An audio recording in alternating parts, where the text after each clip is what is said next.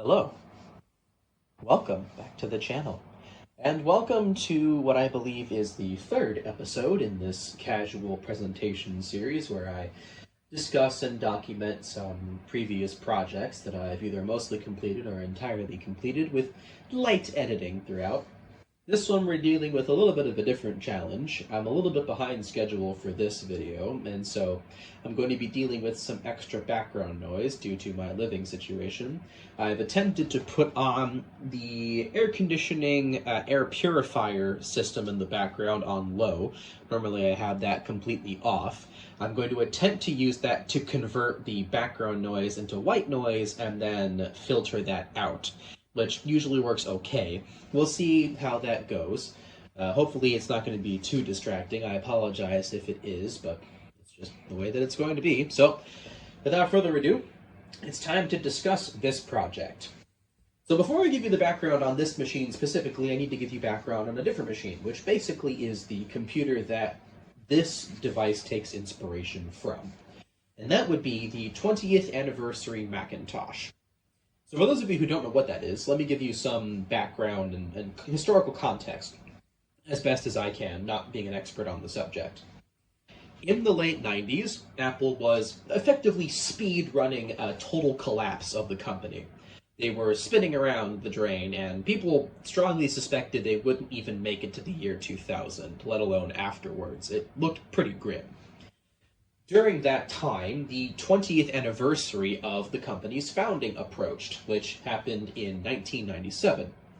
Apple, even though they were dealing with this immense financial issue, wanted to create a special edition computer and a bespoke Halo model for the company that they hoped would also reinvigorate interest in the company and drive more people to the brand, but also just celebrate the company's history.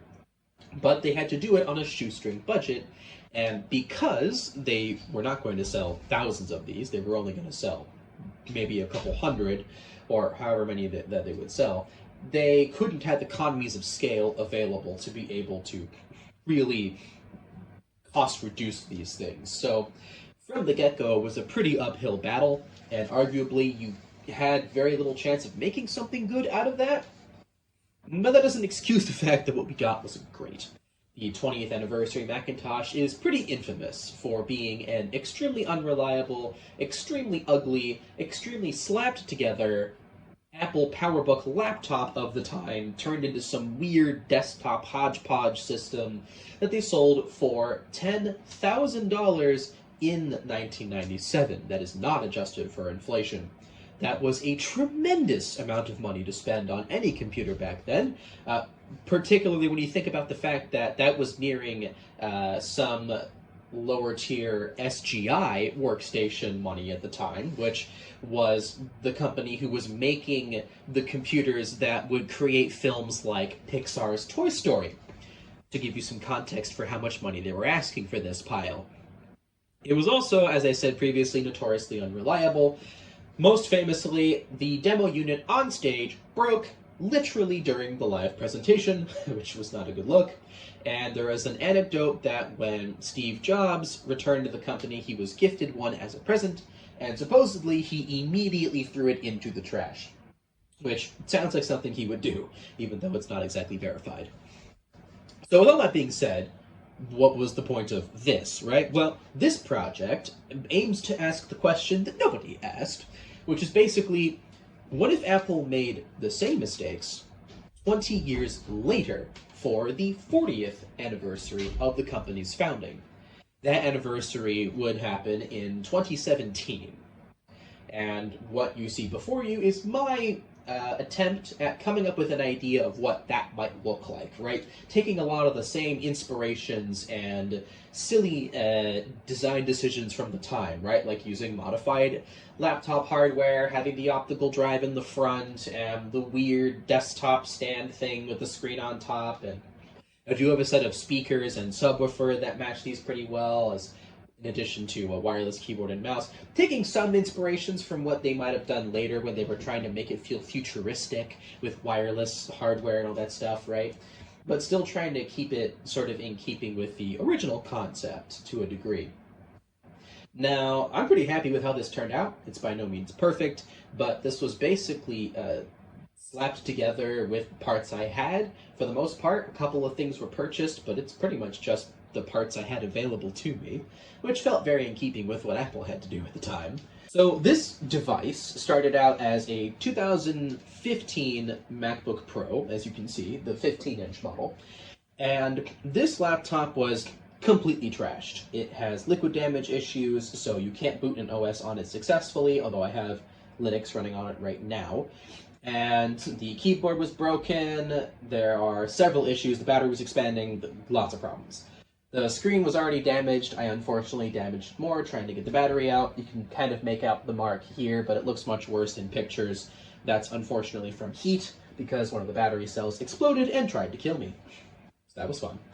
But yeah, the whole system is not just an aesthetic mock-up, it's fully functional. The optical drive is connected. It's plugged in through a USB port. So if we turn the machine around to the side, you can see this board is no longer here. It's loosely blocked off, and that port has been relocated internally to the machine. You're not going to be able to see it, but basically I have a cable for the USB optical drive running through the shell, and that literally plugs into the USB port internally in the machine and makes the whole thing function quite nicely. These were the only part that I bought for this build. They are quite literally designed to be bolted in a closet so that you can hang a closet rod, essentially, so that you can hang your clothes onto it. But I thought they fit the overall aesthetic perfectly and totally felt in keeping with the kind of thing Apple would do with something like this. So pretty happy with how that ended up being. And yeah, so that, I mean, that the original intent for this computer was to throw it away, but I managed to snag it from the trash before that happened. I kind of tinkered around with it until I figured out how to make it run an operating system stably, which involved disconnecting the power button and the keyboard and the touchpad and running the system in software rendering mode and doing a bunch of other things that basically rendered the laptop useless to being a laptop. And so because of that, I needed to figure out something to do with it. And that's when I stumbled across the TAM, the 20th anniversary Macintosh. And I also stumbled across some other concept artwork for the TAM that never materialized into an actual product. And I realized when I looked at those two things and coupled it with the sort of concept futuristic aesthetic in the 2010s that was happening a lot, where people were trying to make things impossibly thin and also kind of with that 2000s like translucency thing, and this kind of like supernaturally thin vibe kind of works. This probably would never have happened, but I wanted it to feel in keeping with the original TAM. So, and I like optical drives, so I wanted it back in there.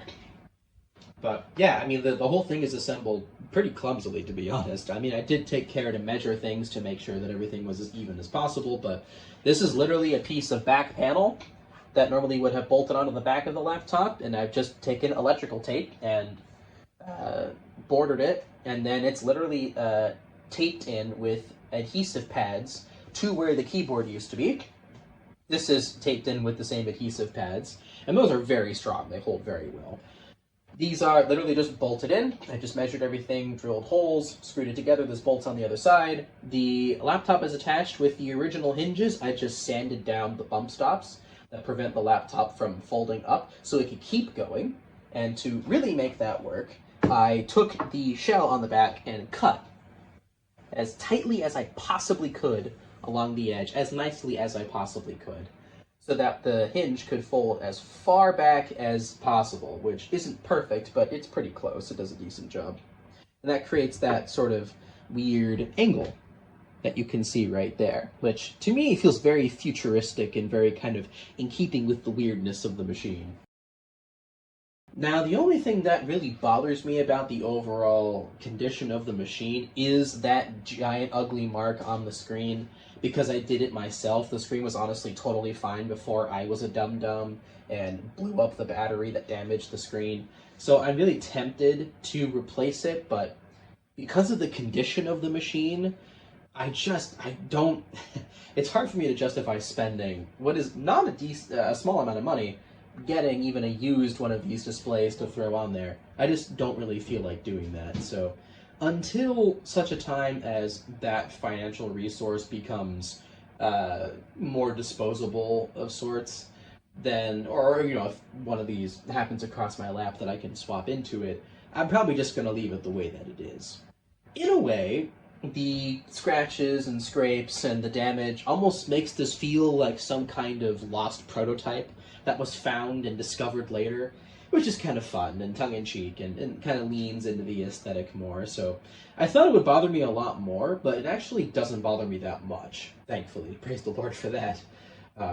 But yeah, and I honestly haven't really gotten any comments about it either. I thought this would really irk a lot of people as well, but again, praise Jesus. I've taken it to VCF West at this point, and I'm gearing up to take it to VCF SoCal for this year, 2026, at the time of filming. And I haven't gotten any complaints or weird looks or anything. People just double take it the whole thing. They kind of look at it and go, "Wait, what's that?" And it makes me feel pretty good inside. I'm pretty proud of this project. Again, one of these things, it was very much just slapped together to be silly, and I ended up really liking it more and more. So it was a pretty obvious go-to to showcase here on the channel. But yeah, shorter video this time. Not a whole lot to go into for this particular project. There's not as much history and as much detail here, but that's pretty much the whole thing. So I hope you guys enjoyed it, and until next time, goodbye.